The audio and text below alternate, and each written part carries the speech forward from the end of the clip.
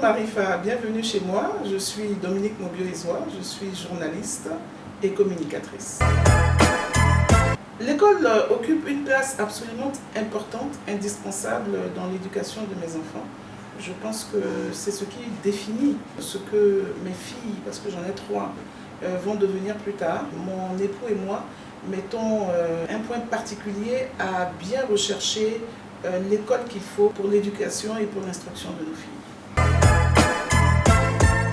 Probablement parce que moi-même j'ai fait l'école française. Je pense que c'est par rapport à cela. J'ai toujours beaucoup aimé la pédagogie au niveau de l'école française. Et je ne ferai pas de comparaison parce que je ne connais pas vraiment l'école ivoirienne parce que je n'ai fait que le primaire pour l'école ivoirienne. Et c'est à partir de la 6e que j'ai connu l'école française parce que je me suis rendue en France pour y poursuivre mes études. Donc j'ai fait 6e jusqu'à la terminale et j'ai même fait l'université également en France.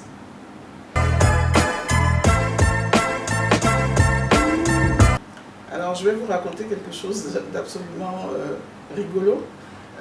Lorsque je devais aller en seconde, j'ai choisi de faire la seconde C. Parce que selon moi, j'étais très bonne en mathématiques et j'étais très bonne en sciences physiques.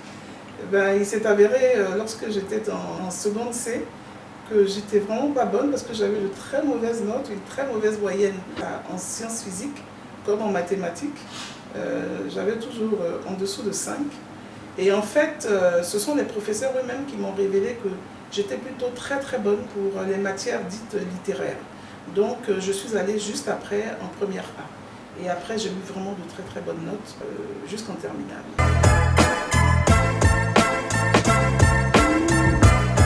Non, la notion de répétiteur, j'avoue que j'ai jamais su que ça existait, sauf lorsque je suis revenue en Côte d'Ivoire.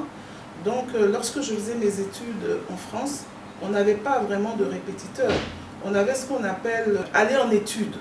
Lorsque par exemple on s'apercevait que vous n'étiez pas bon dans telle ou telle matière, les professeurs vous demandaient de faire des heures supplémentaires, si je puis dire.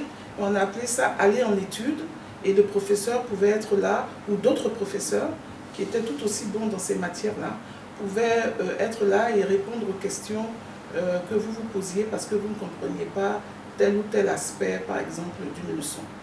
Et puis moi, j'avais aussi mon petit topo, si je puis dire.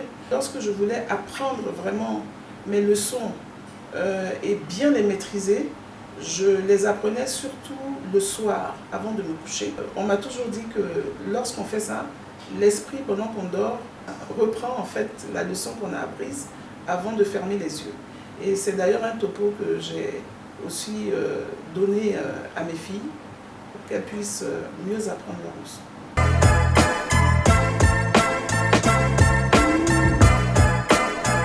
Leur performance au niveau probablement de l'école, oui, en gros, c'est d'abord savoir qu'aller à l'école c'est quelque chose de sérieux,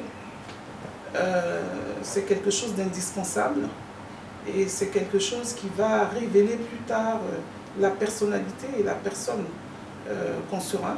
Donc il faut le faire avec beaucoup de motivation, beaucoup de sérieux et beaucoup d'engagement. Marifa, j'aime. J'ai été ravie de vous recevoir. À bientôt.